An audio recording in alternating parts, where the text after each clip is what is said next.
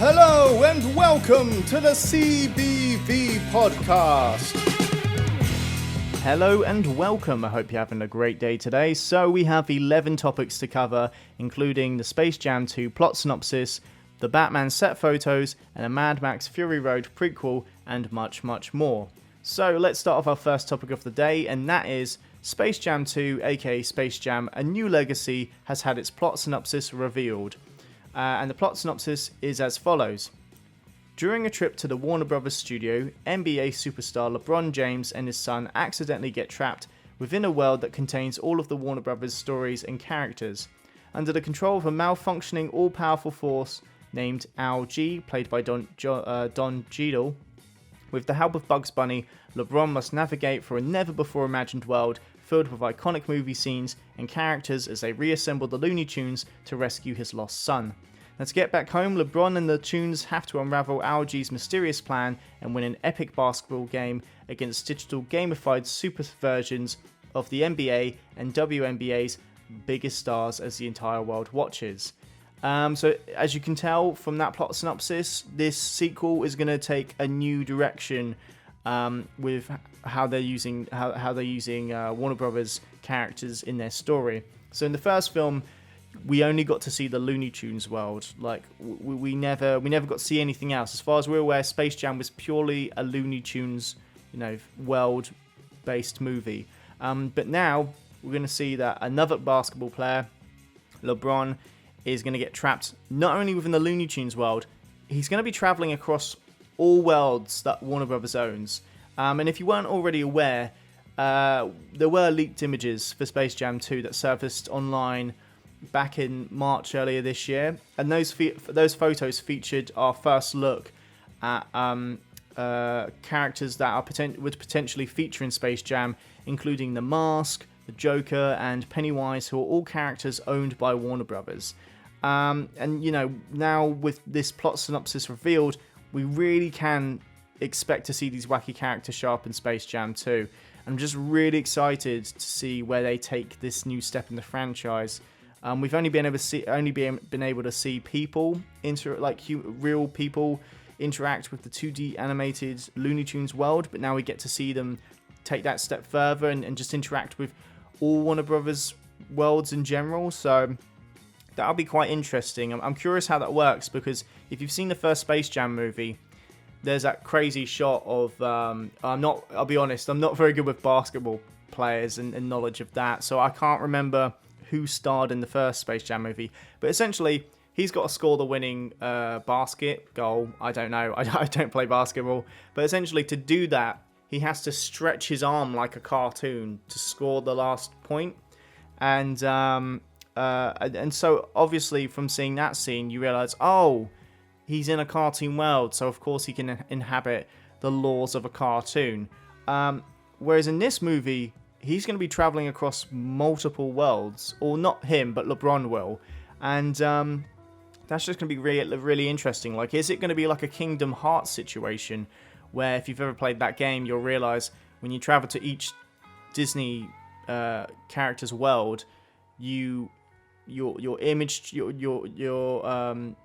changes, and you kind of inherit different traits for that world. I wonder if that's going to be the same with this Space Jam 2 movie. Like, I don't know, if you go to the It world, do you inhabit different abilities based on the lore in that world? Or if you go to Gotham, can you get some kind of superpowers like the supervillains that Batman fights? Or if you go see the Mask, will you be able to get a chance to put the mask on and get those powers? You know what I mean? So it really throws it up in the air, like the potential they can do with this movie. And I'm super excited to see what they do, because the possibilities are just endless. And that's such a great place for a movie to be, that there's so many potential ways to make this movie and have the characters flow through all the universes of Warner Brothers. So I'm super excited. And the other really intriguing thing is that they're using one of the characters that we saw in the leaked set photos is a horror character. It's Pennywise the clown from It. And, that's not very family friendly, using a really scary character like Pennywise. Like, I'm really curious how that works. Like, Are they going to make him a little creepy so that we still keep that kind of horror essence, but obviously for the kids we can't make him scary? Or is it that he's going to show up as if he's going to be creepy, and then immediately he's going to be made out to be a joke and a bit made fun of, basically? Which I think is the more realistic way, because you got kids watching. No one's going to go see this if they're saying their kids were traumatized by certain characters. But it's just interesting. I was, when those photos came out, I was like, it's a bit weird they're using Pennywise, because, he's inherently a scary character. He's not really necessarily... He can be fun and he can be funny, but I'm not used to seeing Pennywise as anything else than a bit creepy. So yeah, it'll be very interesting to see how they use him, and also what other characters will they use, because kids probably don't know who Pennywise is, not well anyway. So does that mean there's going to be more characters used in this movie that parents are more likely to know, like Mad Max, for example? I think that's a Warner Brothers property. So it would just be interesting to see how many of these characters are very centered on the fact that kids know them, and how many characters will feature just specifically as references for the parents to enjoy. So yeah, I'm really curious, and I'm just really excited to see what they do with this. I can't wait. The idea of a trailer for this movie is really exciting, because I feel like it's going to be like the Ready Player One trailer. Like, that film is just full of Easter eggs of video game references and pop culture from movies and stuff. So I wonder if it's going to be like that, where you're watching the Space Jam 2 trailer, like, oh, there's that character for that movie, and there's that character from that movie, and you just get like super sucked in just to all the references. So yeah, as you can tell, I'm happy. This is great news, because to be honest, I was never interested in the initial idea of a Space Jam sequel, because I'm like, does it really lend itself to a sequel? Like, the whole point is that you're playing basketball with the Looney Tunes. Like, do we really want to watch that again? But with the context of, the leaked set photos and this plot synopsis, I'm like, no, okay, they're doing something different. Yes, okay, we might have to do the basketball game again, but fair enough. Like, at least they're trying to do something different with it, and it sounds bonkers. So yeah, I'm really excited, and this is good news for me. Let's move on to topic number 2, and that is to talk about the new set photos for the Batman movie. So more set photos have surfaced over the last few weeks. The first load of photos were set around a funeral scene, which, if you've seen the trailer for the Batman, you'll know that there is a funeral that takes place, and you'll know that trailer, you may not know actually, but that trailer was only, I think they said 25% of the movie filmed, because obviously the pandemic hit, so they had to stop filming. So that trailer was only representing a quarter of the film, and it blew everyone's socks off. Everyone's really happy with it from the sounds of it.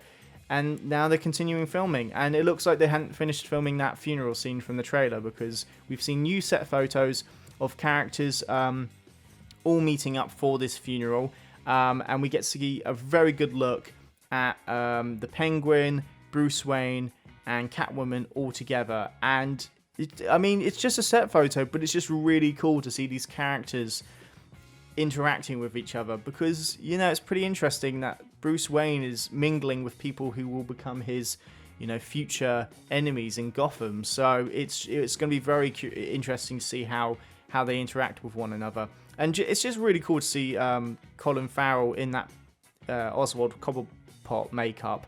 Like, he's unrecognizable, and they've done such a good job. Like, it might be some of the best prosthetic work I've seen in a movie, just because if no one had said that's Colin Farrell playing the Penguin, I'm not sure I would have really realised, to be honest. Bruce Wayne, though, we've seen a lot of him in the trailer, so that's nothing new. We've seen what he looks like in those scenes. But Catwoman, Selena Kyle, it's cool to see what she's going to look like in the movie when she's not in the Catwoman suit. So yeah, I like what they've done with her. She's still wearing leather, even for a funeral. And I like the addition of, she's got her long nails, very cat-like nails. And I'm like, oh, that's cool. I don't think we've seen that in a interpretation of Selena Kyle from my memory. So I was like, okay, cool. They're really emphasizing some cat-like elements even when she's not in the suit. Because when she's in the suit, all you get to see is it's basically a cat burglar, like a very standard cat burglar outfit. But they give you little subtle nods to the Catwoman costume by having a hooded mask come at points either side of her head to make the cat ears. So I'm very happy with how they're handling the design of her character and without making it too over the top and cheesy. But yeah, it's all very interesting and very cool. And there's more photos that came out even after this. Days later, there were more photos. Oh, hang on, sorry, I'm just checking out my notes here. There were more photos of Batman. Looked like a double playing Batman, and he was on the top of a building, and it looked like he was acting as if he was going to dive off it. So it looks like that's kind of confirmation as well that Batman will be gliding around in this timeline in the film. So that's pretty cool. That's something we didn't get to see in the trailer. We got to see him use his grapple hook in the trailer, and zip line up stuff, but we never actually got to see him glide anywhere. And I didn't really think about it in the trailer. I didn't think, we're missing gliding Batman. I didn't really think about it because the movie's so grounded and realistic and gritty. It didn't really cross my mind. I'm like, oh yeah, Batman does glide. So I'm really curious to see how they handle the gliding. Christopher Nolan did a great job handling the gliding in his very grounded world of Batman. So very interested to see what Matt Reeves does with his interpretation. We also got some more Easter eggs in set photos. It looked like they were shooting another scene to do with a Halloween party or a costume party. And you can just see the occasional person dressed up as a very iconic character. And you see one person dressed up as Superman. And so some people were thinking, oh, does that mean Superman's going to feature in the movie? And it's like, well, no, not really. That's most likely just someone dressed up as Superman as like a wink to the audience. So, that's pretty cool they're doing that. I got a bit worried with that kind of Easter egg because that seems a bit too on the nose to me. It's not as subtle as like some. It depends how they framed it. If he's really in the background and you really have to look for him, that's like a cool Easter egg. But I hope it's not something like he's passing the camera in a Superman suit and that's sort of like the wink to the audience. That's a bit too obvious. So I was a little nervous when I saw the Superman costumed civilian. I was just like, I don't know if we need that in this movie. We shouldn't focus too much on Easter eggs, but hopefully it's just them setting up the world. It may be even an indication that Superman does exist in this world, but from the trailer I just presumed this was going to be a very Batman-centric world. I didn't really consider the idea that maybe Superman exists in this version of the universe. Just because it's not connected to the DCEU. So it didn't really cross my mind that there might be another interpretation of Superman. Personally, I'm not ready for another Superman because this is a Batman movie. So and it's a very grounded looking Batman movie. One that I've kind of always wanted. It looks like in the trailer it looked like it was taking it that next step further of being gritty and grounded and almost kind of R-rated looking. It looks a lot darker than The Dark Knight. So yeah, a little nervous with Superman Easter eggs, but as long as they're Easter eggs, I'll be fine with it. It's just a little bit jarring on a set photo, but a lot of things are jarring on set photos. It's only till you see how it works in the actual film that a lot of the time it's not that bad. But that was one slightly worrying set photo for me. But I'm still confident in the movie, regardless of that little Easter egg. And we got a lot of other videos and photos as well, specifically about drugs in Gotham. If you haven't seen these, they're very easy to find. You need to check them out. There is a Gotham health commercial that's playing on the streets of Gotham.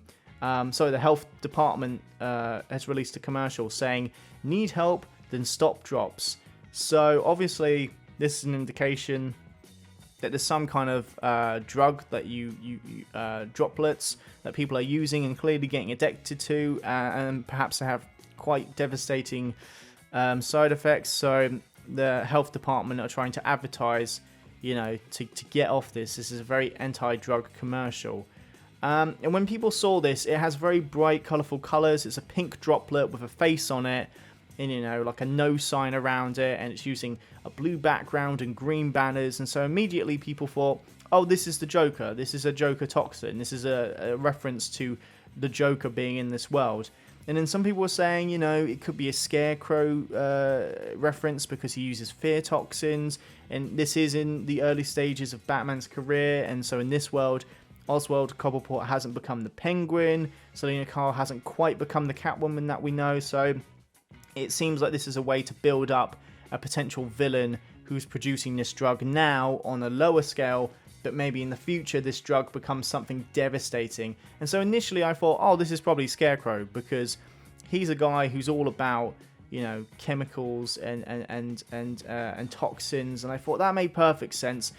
If this isn't Scarecrow yet, this is some other Jonathan Crane before he becomes Scarecrow. This is him developing these drugs, and then later maybe it develops into something a lot more intense, such as a fear toxin. So I was sort of swinging sideways. A lot of people were saying it's a Joker toxin because of the smile and the use of colours. And I was sort of edging towards Joker, but Scarecrow, as far as the context of having a drug on the street, a reference to Scarecrow just kind of made a little more sense to me as well. So I was very on the fence. But then we've had more set photos. Well, not set photos, but like little details on the sets revealed. And there's a actual Ace Chemicals poster that's revealed. And so you're like, oh, that's a reference. That's clearly a reference to the Joker. And yeah, that is a reference to Joker. But more interestingly, if you look at that poster, on the letters of Ace Chemicals, there's actually droplets coming off the letters, droplet shapes. And so I'm like, okay, well, it's using those droplets. That seems to be really heavily signifying that maybe these droplets are connected to the Joker. So it's just really interesting if that is the case, because that makes me wonder, is this a Joker? Is this a fully fledged Joker? Or is this like, has he not fallen into a vat of acid?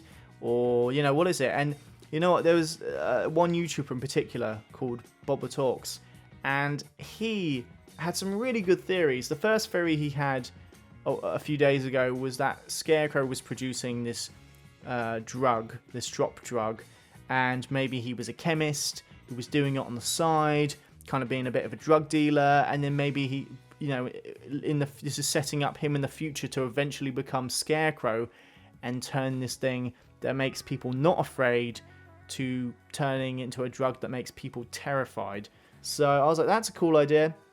But then when the Ace Chemicals poster came out, he went on to say, actually, no, I'm starting to think it's maybe Joker.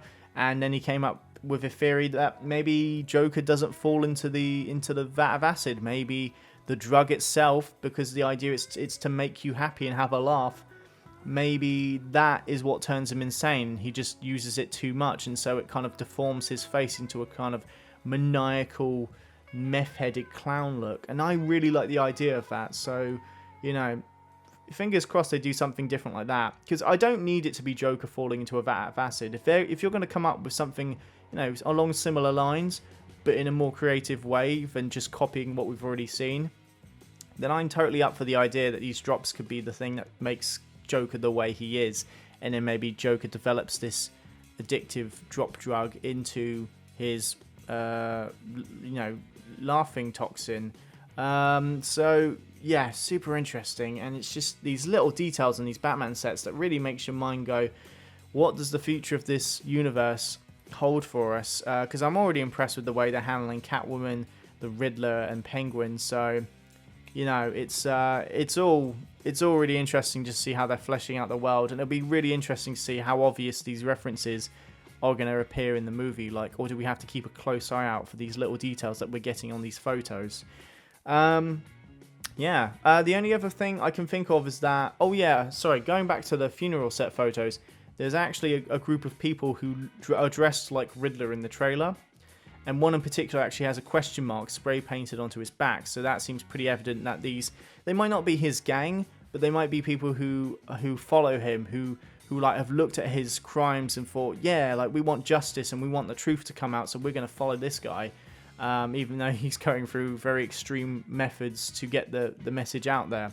But yeah, man, these set photos are insane, and I can't wait to see more of it.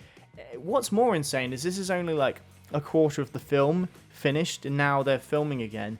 And even when they've just got back to filming again, there's just so much to digest on set photos, and that's just blowing my mind on how intricate and well fleshed out this universe is going to be for the Batman franchise. So Because if you don't know, they're actually planning on making this into a trilogy, which I'm not against. I just want them to make a really first good film. I don't want them to have to focus on setting everything up. You can set things up as details in the backgrounds, as like Easter eggs, but I don't want them to be setting things up too much in the actual story itself. So, but yeah, I'm just super interested, and this is my most anticipated movie at the minute. The Batman. That trailer was just so good. Sorry, I'm rambling on. Let's go on to topic number 3, which is a Mad Max prequel is in the works. So yes, if this is a prequel specifically to Mad Max Fury Road.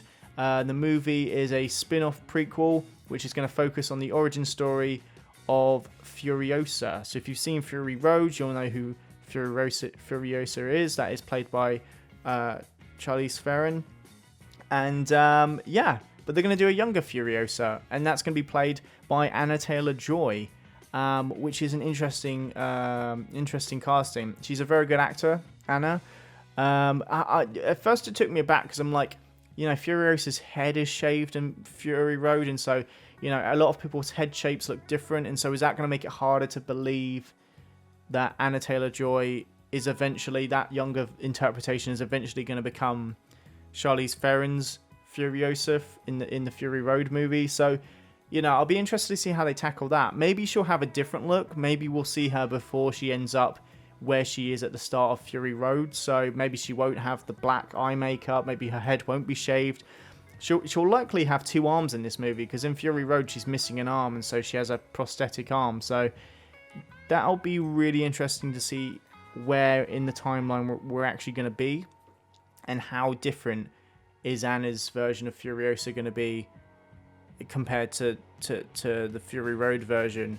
Yeah, they've also announced that other cast members include Chris Hemsworth and Yahya Abdul-Mateen. Sorry if I've butchered that name. They're announced to join the cast. So obviously, Chris Hemsworth is famous for playing Thor.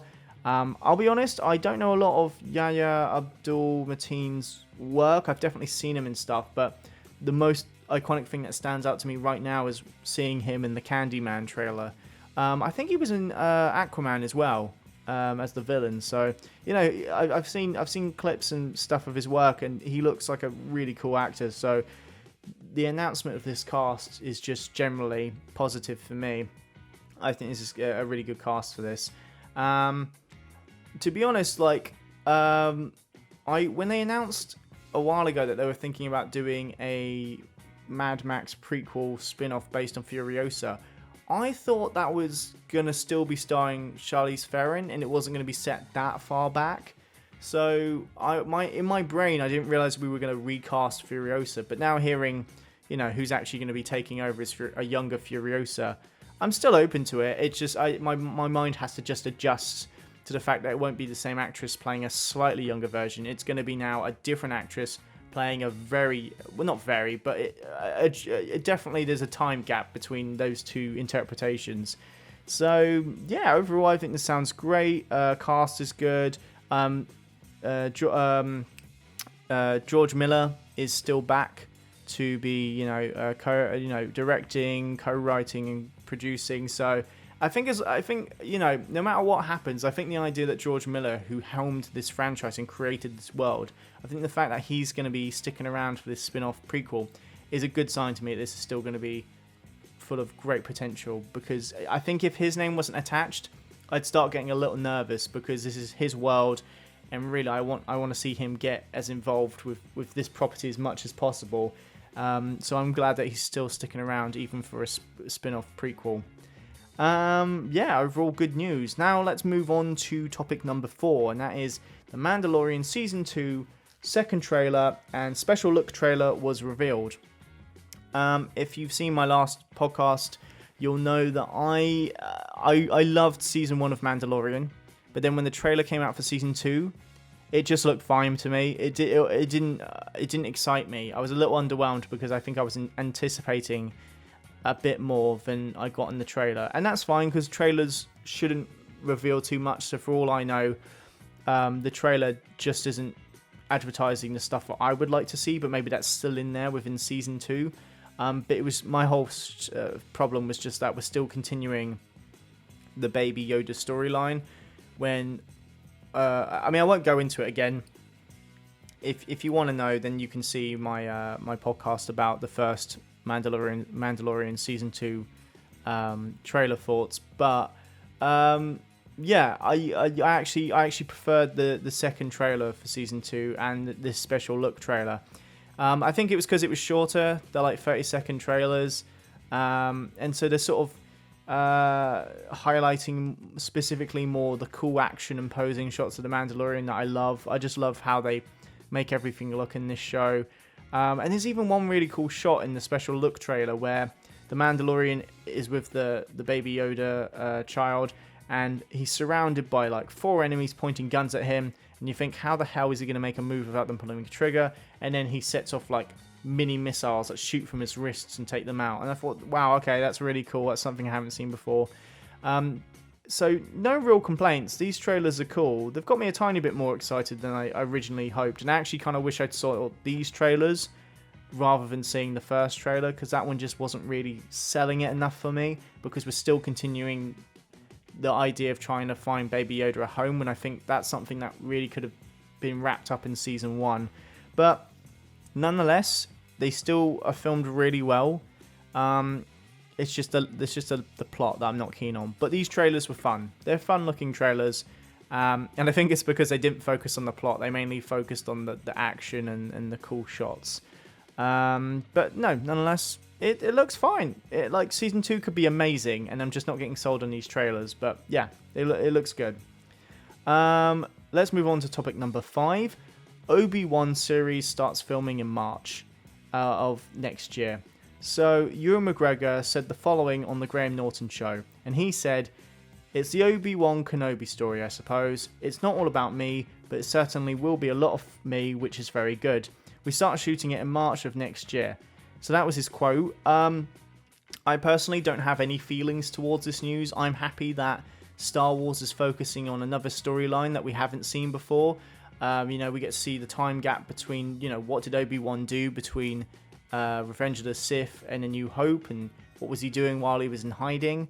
And Ewan McGregor was great in the prequels in that role, and he seems really excited to be getting back into the character. So for me, if he's excited, then I'm excited to see it. But I will be curious to know if they are filming this series the same way that they filmed The Mandalorian, where they use, I don't know what they're called. I think I call them like screen stages, where instead of going on locations to actual like deserts or something, they just film indoors and use exterior footage to project on the screen behind the actors, so they don't actually have to go to these places. And obviously with The Mandalorian, that proved that works perfectly well. And to be honest, it's likely that they will probably film it the same way as The Mandalorian, because what with COVID being a big problem, it would just make sense to keep all the filming in the one studio rather than going off to multiple locations. But I will also be interested to see what Obi-Wan Kenobi was doing between episode 3 and 4 of Star Wars, because as far as I'm aware, he's a Jedi at this point, in hiding, so we can't really draw too much attention to himself. Like when Luke meets Obi-Wan, no one around seems to really realize he's a Jedi, so I wonder if him being in hiding will kind of affect or restrict how much he can actually do in a series that focuses on that time jump, not time jump, but that time gap. I'm sure he'll still be able to use his lightsaber and the Force in some kind of confrontation, but again, he's in hiding as a Jedi, so he can't really draw too much attention to himself. So I'm wondering how much they can really get this character to do in a series that's setting him hiding between episode 3 and 4 of Star Wars. Nonetheless, I'm sure a lot of Star Wars fans out there are very excited for this, and why wouldn't we? We get to see Obi-Wan Kenobi again, and Ewan McGregor does a great job playing him. Now let's move on to topic number 6. Spider-Man Miles Morales on PS5 will feature Peter Parker and Spider-Man the Cat. So if you haven't seen, there was more gameplay videos that were released online. One gameplay clip features Peter Parker's Spider-Man assisting Miles on his mission to fight against the Rhino once again. So that was cool to see that, yeah, Peter Parker's still going to be sort of mentoring him and sort of guiding him on becoming his own Spider-Man, which is pretty cool because we've seen that relationship in the Into the Spider-Verse movie. But then we got another clip which features Miles saving a cat that's actually called Spider-Man and returning him back to his owner.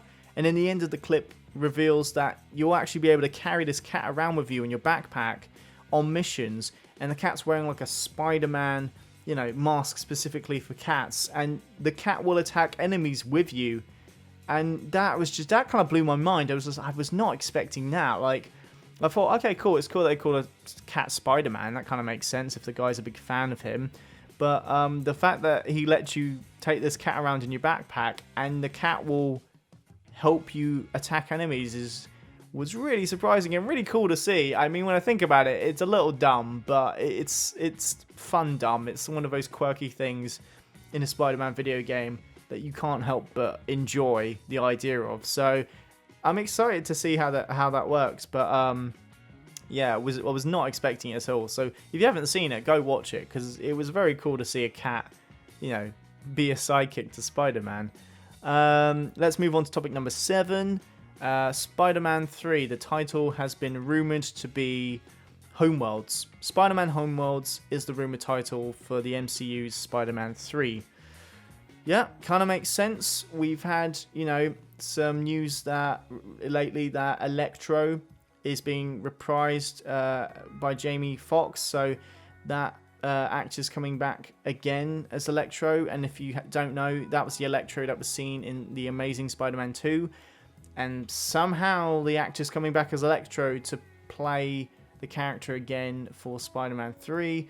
And, you know, Doctor Strange has been announced to be in Spider-Man 3, so Spider-Man Homeworld seems like a pretty reliable title. I mean, you've always got to have home in the title for these Spider-Man movies now, so, and I was wondering what you could do with that, but Homeworld seems like a very appropriate thing, because it all seems like it's heading towards, you know, a Spider-Verse movie, so they've got to set that up, and it looks like that this title could be reliable. I'm not saying it is, it's still a rumoured title, but it's, I kind of hope that is the title.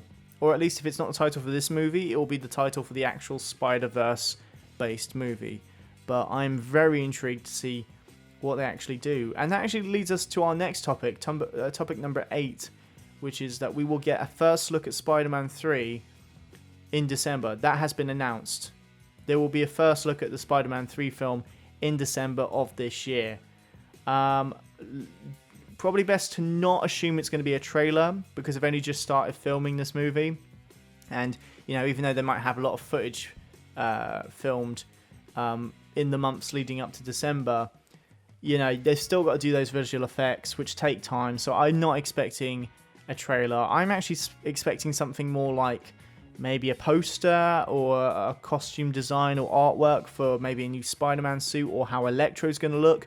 Because there's been talk that Electro isn't going to be blue, or Jamie Foxx isn't going to be blue again as Electro. So I'm just expecting like some kind of short teaser or image as our first look for Spider-Man 3. So who knows? But it's exciting. It's more exciting to just know that we get to see something in December. Like, we're not getting a lot of movie trailers or anything, because nothing's really set in stone to come out. So it's just nice that we get to see, like, they're aware of that, and so they want to show us a little something to get us excited for a future movie in the next year or so to come. Let's move on to topic number 9, and that is the second trailer for Pixar's Soul movie. I'm still not hugely sold that this will be a Pixar film that I'll love, but it is nice that it's going to be available on Disney Plus for people to enjoy during the Christmas holidays. And who knows, I may very well be watching this during the Christmas holidays as well. But one, like, it's pretty much the same trailer as I've seen before. But the one thing I did notice in this trailer that I hadn't seen before is that we get to see those 2D hand-drawn looking spirit characters that kind of organize the world and make sure the souls go where they need to. They're actually search for the souls that are missing. It seems like they actually are able to interact with the real world. Like, we get to see them on the streets trying to look for these souls in the city of the living. So it'll be interesting to see how they actually are able to interact with our world. Like, can they actually affect anything, or are they just literally sort of observers when they travel to the world of the living? So that was just something new. My favorite Pixar movie is Toy Story 4. But I'm not sure that this movie's going to reach that kind of height for me. It would just probably be a very pleasant, fun movie for Christmas, which is really something we need right now with the lack of movies that are coming out. And it's nice to have something like that to do for the Christmas holidays. Let's move on to topic number 10, and that is the Monster Hunter trailer. So if you haven't seen it, there is a trailer that for Monster Hunter, which is apparently an adaptation of a video game. I've never heard of the video game, but there's talk that it is based on a video game. And it's just about a team of soldiers who are out in the desert, and they accidentally get teleported to another world full of monsters that they need to fight against in order to survive. The film stars Mila Jovovich, who I mainly know as Alice from the Resident Evil movies. So it makes sense that she would star in another video game adaptation after her career being in all those Resident Evil movies. And after watching this trailer, it looks fine.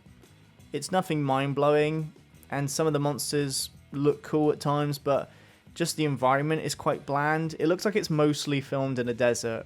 So even after they teleport from our world to the monster world, it still looks like it's being filmed in a desert.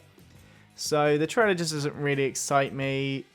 If you've seen the Monster Hunter trailer, then maybe it has sparked some excitement in some of you guys, but for me, it just looks fine. It doesn't look like it's definitely going to be a good movie. It could very easily be a bad movie, but in the trailer, like, nothing's horrible in the trailer. It's just it's fine. Yeah. Sorry if some of you have seen it excited. It just doesn't excite me whatsoever. But yeah, there we go. Let's move on to our last topic of the day, and that is Nicolas Cage starring in the JIU JITSU trailer, which has been released. This is a trailer you should see. Forget Monster Hunter. This trailer is insane. It's the most insane trailer of the week. And if you didn't like Monster Hunter, or the trailer for that, I should say, then I guarantee that this trailer looks way more fun than that. The plot revolves around an alien that travels to Earth through a portal every 6 years with the intention to fight the world's masters of jiu-jitsu, and just one of them happens to star, of course, Nicolas Cage. So to sum this up, it's more of a fun sentence. It's basically Predator meets Mortal Kombat. And if you've seen the trailer, that's honestly what it is. It just happens to feature Nicolas Cage, who's fighting against a Predator-like alien. I mean, even the alien is heavily referencing Predator. It jumps around and turns invisible like the Predator does. It has the same kind of vision, like we get to see from its perspective how it looks at human beings, and it's using that technical visor look that we see with the Predator movies. So it's obviously very much inspired by the Predator, but with the jiu-jitsu stuff, it also looks like it's like Mortal Kombat as well. So this trailer made me smirk and laugh a couple of times throughout watching it. It's bizarre, and I love this. Is just a wacky version of Predator. Honestly, it was just a treat to see, and I'm a big fan of crazy Nicolas Cage, and this trailer even acknowledges and confirms that he is going to be crazy in this.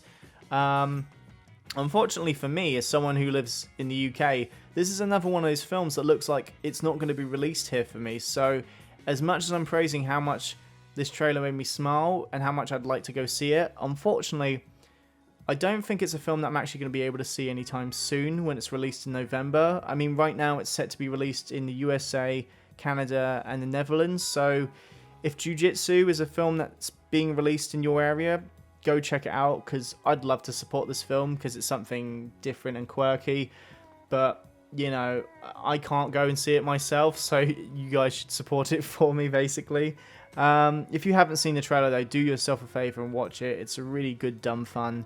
and it'll put a smile on your face, especially if you love Nicolas Cage. If it wasn't for Nicolas Cage, I don't think this movie would work nearly as well, but because he's in it, it just sets up the tone.